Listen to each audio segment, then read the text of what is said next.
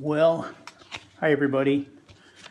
I'm Gary Morgenroth, and I live here in Wade Park, and I've got some stuff I want to share with you today. I gone through some interesting situations or stuff in the last years. I've been following some serious stuff for 18 years, and I've been challenging both St. Cloud and Wade Park city councils and management on a number of issues. And pretty much what I get out of it, folks, is who are you? Yeah, who are you? We manage this city. We know what's best for you. We know how to spend your tax dollars. It's become something that is getting really to be a hard pill to swallow when you see our lives being turned upside down by what's going on in our society these days. What's going on with the taxes? I mean, think about it. I mean, I'm not a politician. I'm just a guy just like you are. I'm just a people. I'm just a guy that found something 26 and a half years ago that changed my life, and it's part of my life today like nothing other. And it's given me and helped me to have insight into what's destroying our country, destroying our lives, seeing people be destroyed in general. And so, folks, I just want to share some keynotes with you. I hope they're good keynotes. They're keynotes to me because I've seen this stuff develop over the years, and it's hitting its crescendo, I guess you could call it right now. And I see I call them the land grabs that you see in the cities right now. I just witnessed one in St. Cloud a couple months ago. Just a lot of stuff, folks. The buildings that are being built for they call it advancement and education that are turning out to be something other than that. Intentions being different than what they had started out with. Maybe their intentions are still there. I don't know. But there's underlying currents here that are really playing a big part of the drama that we're living out every day in our lives here in Wade Park, St. Cloud, surrounding all cities in Minnesota and around the United States, actually. But last winter, I had something that I discovered that I wasn't expecting to discover happen in my home, and that is this. I went about to replace a water filter system that we had for our house humidifier, and when I put in the new system, it had a clear canister on it, and I found that the water was dirty, basically. So I did some investigating and did some research and asked a lot of questions and decided to put a whole house water filter in. And when I put that whole house water filter in, I was expecting, just, it'll filter my water. It won't be that big a deal. It won't cost me a lot. It'll just make my house just a little bit cleaner. Okay? Anyway, I'm going to hold something up here. It's the flyer that I am going to be circulating, or I have circulated already. And it should give you an indicator. I'll show you a bigger picture in just a second. But this is what I am dealing with. April 5th, I installed the system. Brand new filter, white like a sheet. 14 days later, the filter is turning pink. 60 days later, it's as black as coal. And my question to you is, look what's in your water. And just to give you maybe a better look at it, this is the picture of when the first day I put it in with the date. You can see it there, April 5th. Here's the picture of 14 days later. I wrote that on the top because I couldn't get it on my camera, but it's the same filter, 14 days later. And this is the same filter on June 10th, I believe it was, June 10th when I replaced it. Black as coal, and weighed probably about 3 or 4 times more than what it did when I put it in, of the material or the contaminants that filter took out of my water. The house we live in right now was built in 2002. And since 2002 to 2018, 16 years, as I can recollect. So in 16 years, we're now on our 4th hot water heater. And after I put my second one in, the guy who installed it said, make sure you drain it every, 3 months or 6 months for sure. Make sure you flush it. So I kept the record of all that. And I write the dates down that I would flush my hot water heaters every time I did it. And I do it for my neighbors here too. And even with doing that, the hot water heaters don't last. They just rust out. They just disintegrate. And this system, this also, our water softener failed on us, so we had to put a new one of those in. And all these things started to build on me, along with some of the other stuff that's going on in our society. And I started doing some research. And it led me toward United Nations. This is going to sound really crazy to you maybe, but it led me to United Nations mandates that have been laid out for international law, basically. And what I'm finding is our local cities, also the state of Minnesota, because they had a conference at the River Center last summer called the Minnesota League of Cities. And this conference had some people inside that I know that got into this meeting, and it was not the meeting you think it was. But anyway, these meetings are about what's called sustainability and Green Steps programs. You probably don't know what that stuff is. I didn't know about it until just, maybe 6 months to a year ago. About a year ago, maybe, I started researching this stuff thanks to a friend of mine that started saying, hey, Gary, you got to check this out. Hey, Gary, you got to check this out. Because I've been involved in digging up a lot of stuff. I've got a binder right here, folks. You can see how thick it is. This binder has the plans for the refugee resettlement program. It has the plans for the Minnesota refugee resettlement program in it. It has the plans for a massive takeover of America, of our cities. It's all in here. You can probably see the little tabs on the side here. I believe it was 68 pages I printed out. Might have been more. But I printed out a binder, and in December I handed that binder out to every city councilman, every police chief, every mayor, or not every, but the mayors. Here's what it was. Sorry for I'll correct this, but it was St. Cloud and Wade Park. The council people, the mayors, the city administrators, the secretaries, the city attorneys, and the police chiefs of both of these cities received that document.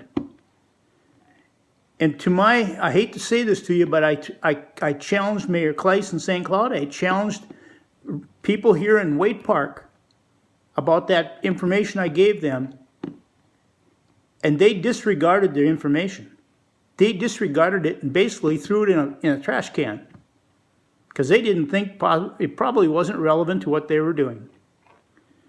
Well, I'm sorry, but it is very relevant. Because the number one issue in United Nations Agenda 21, Agenda 2030, and Agenda 2050 is your water.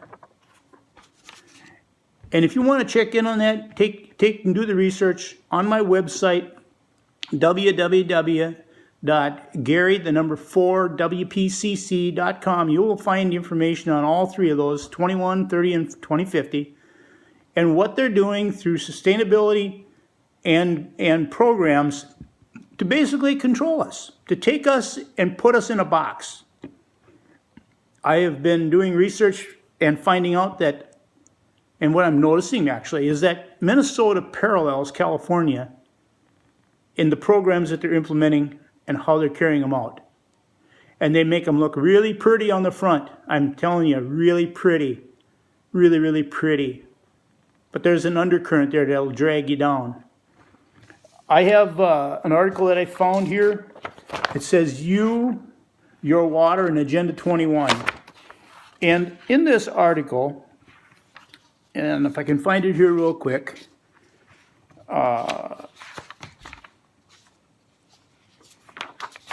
it has to say, for example, water taxes will be like, and can be found to be like mileage taxes. Because my complaint was when I went to a city council meeting in July at 4:30 in the afternoon, July 30th, and brought the issue of another fee being added to our water bill. Well, Gary, that's not going to increase your taxes. When in fact, it did. It did increase my water bill, just like it will yours.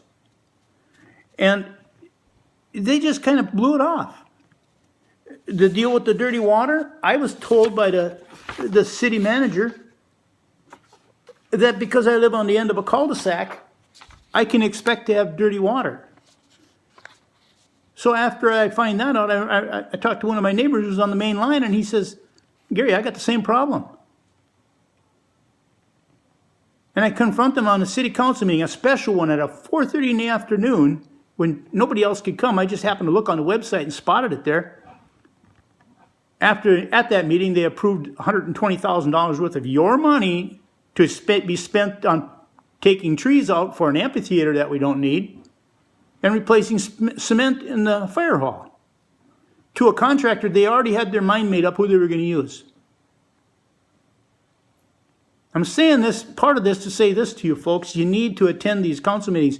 This is your city, it's not their city. You vote them in, and then you turn the reins over to them in good faith that they're going to look out for you. And they're taking you down the road, man. I can't stress that enough. I see the looks on their face when I challenge them. When Frank told me that it was the sales tax money that was used to move these trees, my comment back to him was, Frank, it's not about it's not about that. I said, that sales tax money was money that was taken from somebody who worked very hard for it. And I said, did you hear what I said? They took the money from him. It's not you have an option to pay sales tax or not. They take the money from you. And they're returning it over to people that don't manage it correctly. And they come up with all these things where they have to appropriate for this and appropriate for that, and they take that money, that tax money that you work for, and they just do things that don't make sense because they're tied into the sustainability and Green Steps programs mandated by the United Nations. You can say what you want, but it's all buried in there. And folks, I'm just saying this because I want you to start seeing what's going on. We are living in a time like none other. It's never been a time like this. And we sit here and go through all this stuff, and we try to help, we just assume, and pretty soon the assume becomes our back pocket gets hit again. And the young people today, I'm retired, okay? I had never in my wildest dreams ever thought that I would say, Gary, you're going to apply for a political position or whatever you want to call it. That would ever be part of your life, Gary. And I can't believe I'm even making this video now talking about it like this, because I have not a passion to be a politician. My passion is about the right thing being done and the people being treated right and the people being respected for what they're doing. When we have public people who can't draw a paycheck unless somebody else goes out and earns one first, in other words, the people that work hard for every company or for themselves, they have to go out and create and earn that money first, and then they get taxed for it, and that tax money is what generates the paycheck for every public employee. And for have these public employees to tell us that what we feel and what we see and what we consider being the right thing to do isn't right, that we don't know what we're talking about, basically, like I was told here about a week ago, because I have a college education. I was told by someone in our city administration. I have a college education. I know what I'm doing. I don't know about you, but I've worked hard for 50 years plus to make a living. And for someone like that to say that to me, that's a slap in my face. And I don't agree with it. So, in the coming days, I'm going to be walking this town. I'm going to be handing out my flyer. I'm going to be asking you to do the research. You don't have to vote for me. You do not. I'm just delivering a voice that I hope somebody will hear. And then maybe one of you that are hearing this plea that I'm making, I guess you can call it that, this plea, that we need to get involved. We need to hold our people accountable. We need to be there and help them understand that we are in this decision-making process also. It's not just them. Because they work for us. They are our employees. Maybe you never thought of it that way, but they are. And it's time we realize that when just like you when you work your job, you do what your boss says. You don't go to your boss and tell him what to do. You do what your boss says. All right? Are you starting to get the picture? I'm going to read something out of this article I picked up. And when I read this, this article, by the way, will be posted on my website, along with a lot more information for you to research and study and go over. And hopefully you'll start seeing some things, like I saw some things that might tend to make you want to do something different than you've been doing. Before I read this, I want to share this one other thing. It's interesting. Remember, I mentioned that on July 30th, they had a city council meeting, a special city council meeting at 4:30 in the afternoon. I'm pretty sure that the majority of people that probably vote or are in the working arena are still working at 4:30 in the afternoon. So they don't have the opportunity to go to a special city council meeting held at 4:30 in the afternoon on a Tuesday. So I'm looking at the calendar coming up here for November. They canceled all their meetings for October. But in November 13th, guess what? 4:30 in the afternoon on a Tuesday afternoon, they're having a special city council meeting, followed up by the regular city council meeting on November 15th, which is a Monday at 6:30. Isn't that interesting? Think about it. But I'm gonna close, and I want to share this with you, and I'm going to hold up the back side of my flyer that I'm going to hand you. And again, remind you that you can go to www.gary4wpcc.com and get all this information, and maybe and then some, because I'll be posting more. There's so much good information out there for you to learn from. There's so much information, I don't know how I would do this, to be honest with you. All of this, you'd probably spend from now till 2 years from now going through it to figure it out. But I'd be glad to sit down with anybody and show them what's going on. But I want to share this with you. It's in this article I'll be posting. And this guy that wrote this, he really says a lot, and he says it real right in your face. He says here, but most civilian people still sit around, drink beer, watch television to get their dose of daily mind control, breathe through their mouths, and think every day will be just like yesterday, and nothing will change to upset their world. All that seems to matter to them in their little insulated lives are eating, sports, and scores. Having a faithful partner, and or keeping a bed warm and squeak-free, and staying employed. This is the beginning and the end of their major concerns. These are the same people that actually live by the thought that everything bad always happens to someone else in the world and can't happen to me. That's what the frog in the pot said, too, just before he stopped living. Did you hear that? Just before the frog stopped living.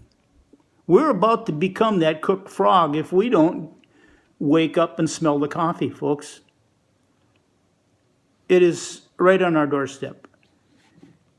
We watched St. Cloud's got over half of their 160-some plans of their comprehensive plan through sustainability development, half of them accomplished. Waite Park is lockstep right behind them. They all look pretty, but they all have an undercurrent of destruction and control and taxation. So do your homework, folks. Please do your homework. Don't take my word for it. Do your homework. It's all there. It's all in public. It's all for you to see. You just got to click, click, click. I'll have it on my website. Just go through the stuff. I'll leave you with this. It says, where should your tax dollars be spent? Entertainment in the park, or trees on Third, or your health and well-being? You make the choice, folks. I can't make it for you. I'm not a politician. I'm just a guy that takes care of my property, pays my taxes, mows my neighbor's lawns, retired, worked hard, got a beautiful wife. Praise the Lord. Because He's everything to me. For without Him, you have nothing.